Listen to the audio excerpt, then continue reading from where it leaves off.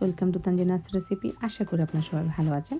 আজ আমি আপনাদের মাঝে আবারও হাজির হয়েছি আরও একটি পিঠা রেসিপি নিয়ে। তা হচ্ছে দুধের খিরসা পাটিসাপটা পিঠা অথবা মালাই পাটিসাপটা পিঠা। চলুন তাহলে শুরু করা যাক। এখানে আমি 1.5 কাপ চালের গুঁড়া নিয়েছি, হাফ কাপ ময়দা দিয়ে দিলাম, দিয়ে দিচ্ছি স্বাদ মতো লবণ, তারপর দিয়ে দিচ্ছি হাফ কাপ গুড়। আমি একটু পানি দিয়ে গুড়টাকে একটু গরম করে নিয়েছি। তো এখন হাত দিয়ে এটাকে আমি পাতলা একটা ব্যাটার তৈরি করে নিচ্ছি। আর এখানে আমি পানি নিয়েছি, হালকা কুসুম গরম পানি। পানিটা দিয়ে অল্প অল্প করে আমি ব্যাটারটা তৈরি করে নিয়েছি। আর হাত দিয়ে এভাবে করে একটু চটকে চটকে নিলে খুব সুন্দরভাবে ব্যাটারটা তৈরি হয়ে যায়, আর কোনো দানা দানা থাকে না ভিতরে।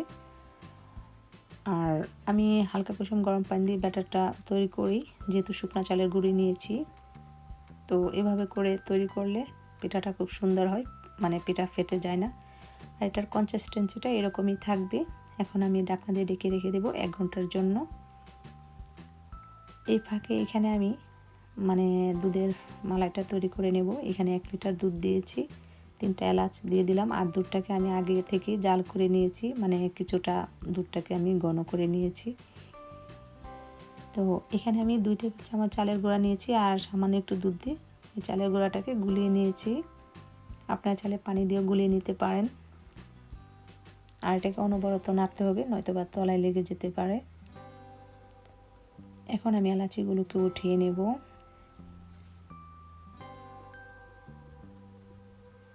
আর এখানে এখন দিয়ে দেব 1 টেবিল চামচ পরিমাণের গুড়। আপনারা চাইলে চিনিও অ্যাড করতে পারেন, তবে আমার কাছে এই পিঠাটা সম্পূর্ণ আমি গুড় দিয়ে তৈরি করব, গুড় দিয়ে ভালো লাগে।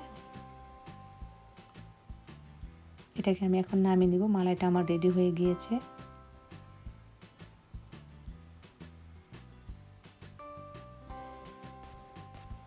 এখন চুলে একটা প্যান বসিয়েছি, তার মধ্যে সামান্য একটু তেল দিয়ে ব্রাশ করে নিচ্ছি।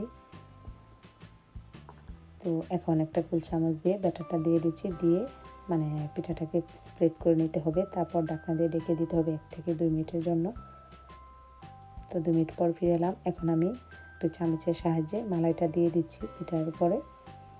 তারপর আমি এভাবে করে রোল করে নিচ্ছি। খুব সুন্দর হয়েছে। একটু এপিট ওপিট উল্টে পাল্টে তারপর নামিয়ে নেব।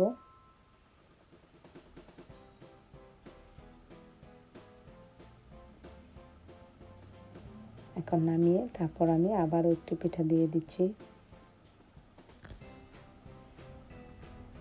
একইভাবে।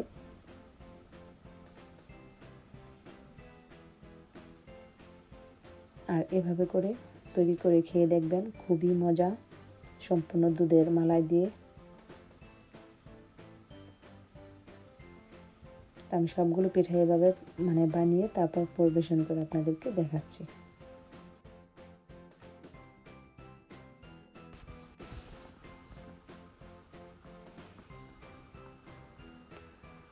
তৈরি হয়ে গেল আমার খুবই মজার মালাই পাটিসাপটা পিঠা।